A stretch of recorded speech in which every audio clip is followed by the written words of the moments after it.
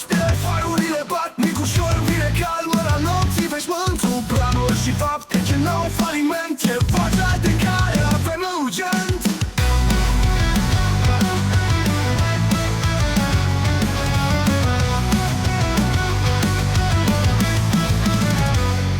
Micușor e omul nostru care fără minciuni, doar cu vești și armă mare, în totul rău rămâne drept. Președinte al nostru e el perfect. El perfect.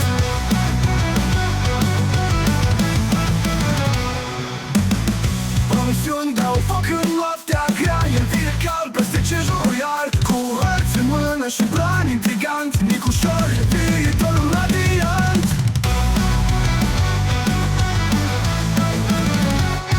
Micușor e omul nostru clar, fără minciuni, doar cu vești și armă mare, în totul rău rămâne drept. Președinte al nostru e el perfect. Promisiuni dau foc în noaptea grea, el vine calm peste ce jurul iar, cu hărți în mână și un plan intrigant. Micușor e viitorul radiant. E perfect, nu e voie de vorbe dulce în vânt, faptele runicu fac un legământ.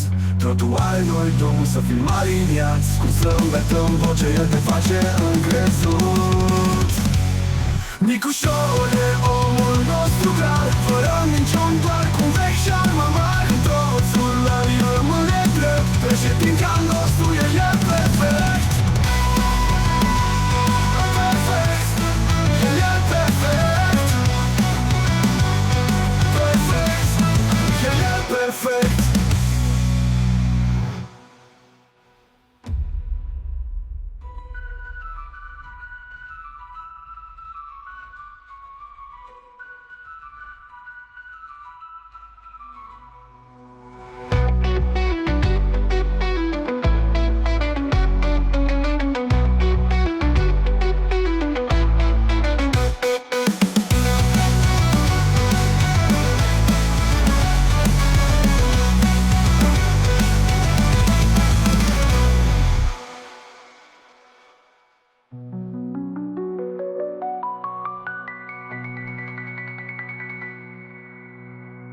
Nu-i nevoie de vorbe dulce în vânt, faptele lui Nicu fac un legământ. Totul are noi drum să fim aliniați, cu zâmbet în voce te face încrezut.